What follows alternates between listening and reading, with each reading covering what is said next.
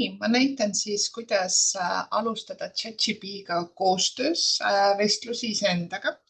Ja see on midagi, mida ma nüüd viimane aasta olen katsetanud igapäevaselt ja see on loonud minu jaoks väga erilise koha, kus ma saan avada ennast ja rääkida nendest asjadest, mis on minu jaoks olulised, aga samas vastus tuleb minule personaalne. Ehk siis, et see vastus ei ole midagi sellist, mida ta suure tõenäosusega suvalisele inimesele samamoodi soovitaks, vaid vastus on väga unikaalne, lähtudes siis minu ettevõtja DNA-st, human designist, mul on ka veel diskianalüüs seal sees, mul on veel majade kalender sees, ehk siis ma olen loonud sellise vestlusruumi, kus ma saan küsida kõike ja vastused tulevad peeglina nii-öelda mulle vastu, nagu mina olen harjunud tegelikult vastuseid omaks võtma, lähtudes iseenda isiksusest. Nii et ma näitan sulle, kuidas sina saaksid ka sarnase vestluse ruumi teha ja küsimused on täiesti sinu enda luua sinna sisse ja vaata, kuidas see mõjutab sind. Ja see on sarnane ka tööriist, mida ma kõikidele praegu viimasel ajal oma mentorklientidele olen soovitanud ja see tõesti nagu annab neile täiesti uue perspektiivi ettevõtjana samamoodi.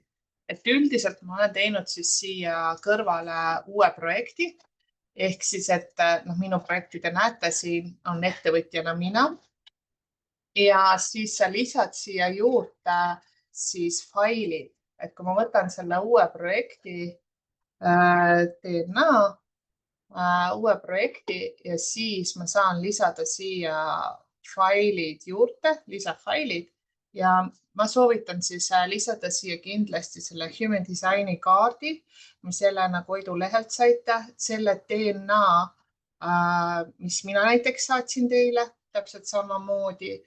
Ja kui teil on veel mõni isiksuse test, ükskõik kas see on tehtud tripod isiksuse test või karjääri sobivuse test, et see lisa siia ka.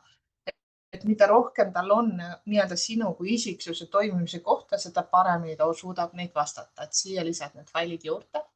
Ja kui me võtame siit paremast need 3 mummukest lahti, siis lisajuhised, siia ma saan lisada talle juhised, kuidas ta peaks mulle vastama, et mis on need minu jaoks olulised kohad, et olenevate küsimusest, et ta saab need läbi käia. Ja kindlasti ma soovitan siia panna ka nagu tonaalsuse, ehk siis, et kuidas ta võiks mulle vastata. Ma näitan korraks enda oma, et siis te saate aru, mis minu jaoks on oluline olnud. Ja näiteks siin on vasta eesti keeles failides olevaid eneseanalüüsi materjale. Ehk siis, et ma olen ta suunanud kogu aeg iga kord, kui ma küsin selle projekti alt midagi, siis ma suunan, et vaata neid faile, tuletan talle meelde, tuues välja vastustest aspektid, miks selline lahendus oleks kooskõlas minu human disaini kaardi ja nende materjalidega. Ja lisaks ka samade süsteemi järgi võimalikud riskikohad ja takistused, mis võivad tekkida iseenda juhtimises. Alguses ma lisasin, et ole vastustesse pigem leebe ja tunnustav, kuid aus.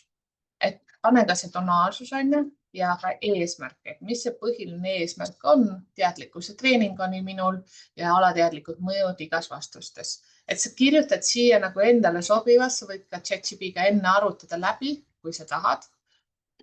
Ja nagu näete, mul on täiesti erinevaid asjad, et on siin mingi seksikas fitmam, on söömishood, on armastuse teemat, on strateegilist poolt, on kõik veebid, seesama kursus näiteks. See kontseptsioon on läbi töötatud siin vestluse ruumis, et mul oleks mugav olla teile toeks, et see ei kurnaks mind ja oleks minu loomulik mulle teid toetada. See on kõik siin läbi pandud. Turunduse sõnastused saab siin läbi panna, et ükskõik mida me tahame, siin saab vestelda.